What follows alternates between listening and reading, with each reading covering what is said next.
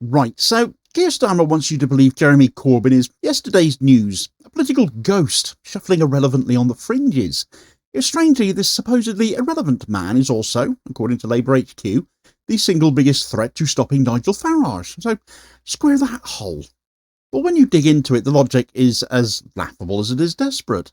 Starmer can stand down his own candidate to hand Farage an easy general election win in Clacton as he did last year, copy Reform UK's immigration rhetoric pretty much word for word, alienate millions of Labour's natural supporters, having told them if you don't like my way of doing things then there's the door, and yet still point the finger at Corbyn for helping the far right.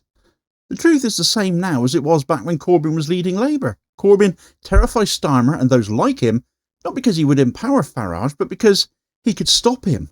And with the likes of a potential Zack Polanski-led Green Party also in play, this goes double, something Starmer, Britain's real Farage enabler, has spectacularly failed to do. Right, so British politics is currently being gripped by a remarkable contradiction, isn't it? Jeremy Corbyn is described daily by Keir Starmer's Labour Party and the bulk of his hangers-on, and the British establishment political media as a relic of the past. He's irrelevant, he's toxic, he's unelectable. Yet simultaneously, these same voices insist that Corbyn is uniquely dangerous, that his potential new party could destroy Labour's electoral chances and hand power to Nigel Farage's Reform UK. This narrative is so self-contradictory, it verges on absurdity. Nobody should be taken in by this by now, surely. Well, of course people are, aren't they? Sadly. If Corbyn were truly irrelevant, though, why would Labour spend so much time demonising him then? Why, if his ideas are supposedly toxic, does Starmer warn that even a small Corbynist breakaway could cost Labour power? And most importantly, how is it that the man who quite literally stood down Labour's candidate against Farage in Clacton last year, helping him to finally achieve that parliamentary victory that had eluded him 8 times, now wants voters to believe Corbyn is the real danger to stopping the far right? The reality is clearly very different, and given what happened to Corbyn before, we should all be more aware of it this time, shouldn't we? Starmer, not Corbyn, is Farage's greatest political asset. Farage's rise is not the result of left-wing politics, but of Starmer's conscious political strategy, which has alienated millions of Labour's traditional supporters, legitimised Reform's populist rhetoric, and rebranded Labour as a safe pair of hands for Britain's political and economic establishment. Definitely not we ordinary working class people, though. Reform's UK surge is not an accident, it's the predictable outcome of a Labour Party that has chosen to mimic right-wing rhetoric rather than confront it or oppose it, make the moral case against it. By copying their policy, Starmer legitimises them, therefore. People will always tend towards the real thing and not a tribute act, which is all Starmer will ever be, not having any ideas of his own, lurching from one populist position to the next, nobody any longer believing a word he says while he does it. Meanwhile, Corbyn, and increasingly a Green Party under the insurgent leadership bid of Zack Polanski, represents one of the few serious threats to Reform's growing momentum. Both offer something Starmer does not, a credible, principled anti-establishment alternative capable of appealing to the same disillusioned voters who have now flocked to Farage.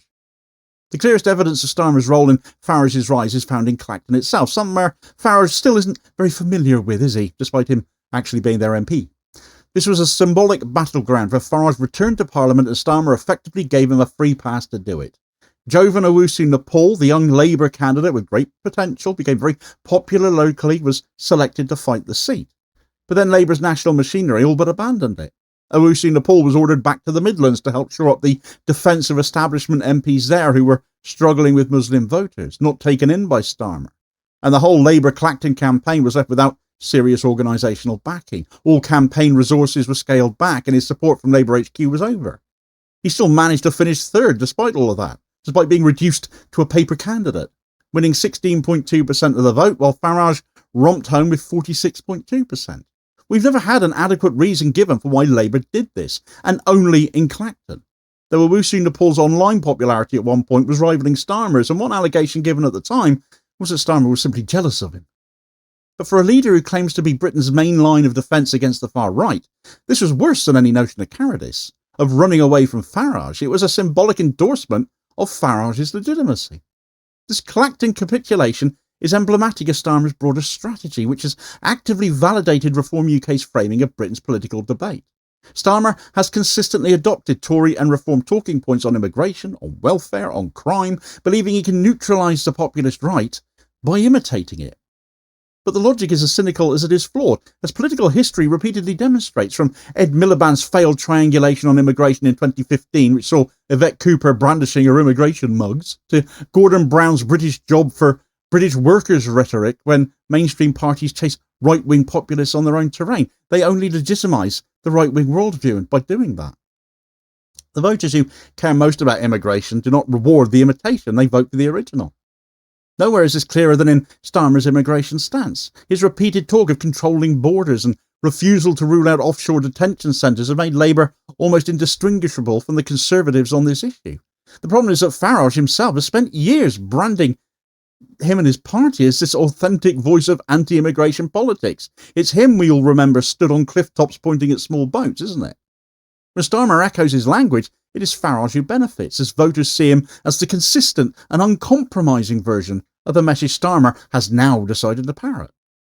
Starmer's embrace of the two-child benefit cap has been just as damaging. By refusing to scrap one of the cruelest austerity-era policies of the Tories, Starmer alienates the very working-class families Labour once represented, while signalling to Tory voters that Labour is tough on welfare, but they're still voting Tory, or worse. But these voters are not impressed by penny-pinching Labour technocrats. They will never vote Labour because they're Labour. They see only hypocrisy as well. The Financial Times has documented how Reform UK's support is growing fastest in areas with high child poverty, precisely the communities hit hardest by this cap. Starmer has effectively driven voters into Farage's arms by confirming their suspicion that Westminster politicians do not care about ordinary families. And Farage doesn't either, but he says he does. Starmer's foreign policies further alienated Labour's base. His refusal to call for a ceasefire in Gaza, despite Israel's relentless bombardment, angered Labour's Muslim voters and anti-war activists. In cities like Birmingham and Leicester and Bradford, where Labour's majorities once seemed unassailable, voters either abstained or turned to protest candidates. Farage, with characteristic opportunism, has exploited this anger by claiming to listen to voices ignored by the political elite, by the two main parties, even as his own record offers no real solidarity at all to those suffering abroad either. The data proves that Starmer's strategy is failing as well. A June 2025 Ipsos poll put Reform UK at 34%, 9 points ahead of Labour's 25%. YouGov's MRP modelling projected Reform as the largest party if an election were held, with around 271 seats compared to Labour's 178. Farage's personal favourability has improved, reaching +5 amongst Conservative voters, while Starmer's net favourability has sunk to -46. His worst rating since becoming Labour leader, and it just keeps on worsening. Starmer's great gamble that moving right would make Labour more electable and stop reform has completely backfired. The voters he chases do not trust him and will never vote for him, and the voters he once had are abandoning him for the very same reason. Everyone, both left and right, sees Starmer for the rampantly dishonest opportunist that he is. So against this record, Labour's insistence that Corbyn is the real danger to beating Farage is absurd. The argument that Corbyn would split the left and help Reform UK is not only wrong, it's dishonest political gaslighting. Farage's rise has nothing to do with Corbynism. There is no new party quite yet. It's just being spoken about. And everything to do with the failures of Labour's right wing. Corbyn's political record demonstrates that his policies appeal to precisely the voters Starmer has lost. His 2017 campaign achieved Labour's biggest vote share increase since 1945, winning 40% of the vote and mobilising millions of young voters, as well as making gains in leave voting working class areas. Seats such as Canterbury, which had been Tory for a century, fell to Labour under Corbyn, while areas like Mansfield and Stoke-on-Trent saw sharp increases in Labour's vote share. Many of these areas are now trending towards Reform UK now. So the lesson's clear. Left-wing, anti-austerity policies can win back these voters, while copying Reform cannot. Farage's support is not rooted in ideological support for Thatcherite economics. It's a protest vote against a system perceived as indifferent to ordinary people. Corbyn's 2017 and 2019 manifestos offered solutions to the grievances driving this protest. Public ownership of rail, mail, water and energy, massive investment in the NHS and social care, regional industrial strategies and taxes on the wealth to fund these programmes spoke directly to communities starved of hope. Corbyn's credibility as an anti-establishment figure also sets him apart. Unlike Farage, whose anti-elite persona hides his ties to hedge funds and right-wing think tanks, or Starmer, who courts corporate donors, Corbyn has consistently refused corporate money, opposed disastrous foreign interventions, and stood with trade unions. His authenticity is precisely what could reclaim protest voters currently backing reform out of nothing more than despair. Labour's own panic over Corbyn's prospective new party, as reported by Al Jazeera and the London Economic, have also revealed the truth. Starmer's strategists are not worried that Corbyn will hand seats to Farage. They're worried he will expose Labour's betrayal of its base by drawing back the voters Starmer has lost. Starmer's smears portraying Corbyn as toxic or unelectable. They're not about electoral arithmetic. They're about protecting the political and economic network Starmer has now aligned Labour with. Corbyn's not the only figure threatening Britain's political establishment, though. They've never had it worse, in effect. Zack Polanski's leadership bid for the Green Party represents another serious challenge to both Starmer and Farage. Polanski's rebranded the Greens as an explicitly anti-establishment force, combining environmentalism with economic populism. As Navarro Media have reported, Polanski calls his approach eco-populism, a strategy that directly challenges Farage's populism, using similar wording, but uses it to attack corporate greed and demand wealth redistribution, the very things Farage is very much representative of.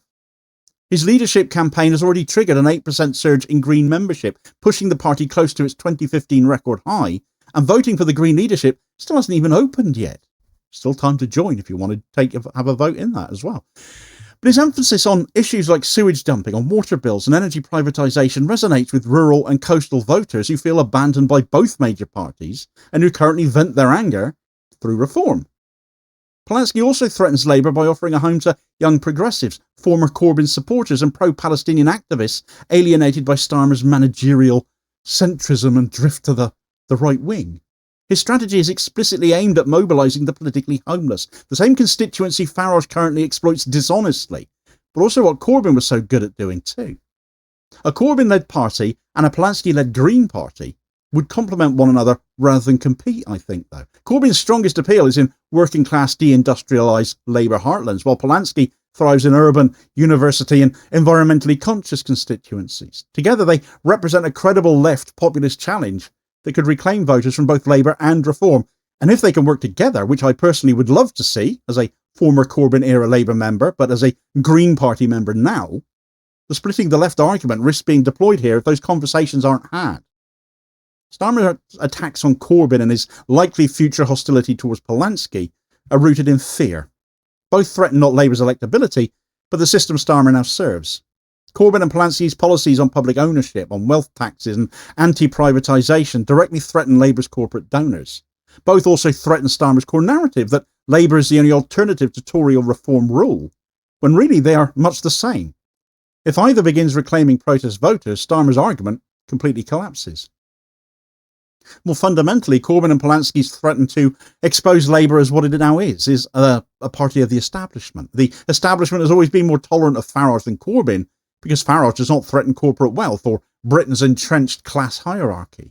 Starmer is fighting to keep Labour as a safe opposition within that hierarchy, not to challenge it at all. So the great political lie collapses under scrutiny. It is Starmer, not Corbyn, who is Britain's real Farage enabler.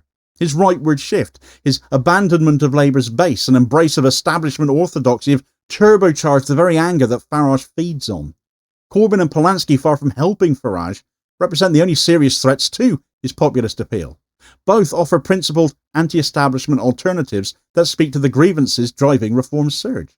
That is why they are attacked so ferociously, because they threaten not just Starmer's electoral prospects, but the entire political and economic order Labour now upholds. If Starmer truly wanted to stop Farage, he would not be fighting Corbyn or Polanski. He would be fighting for the millions of voters that he's abandoned, but he won't do that.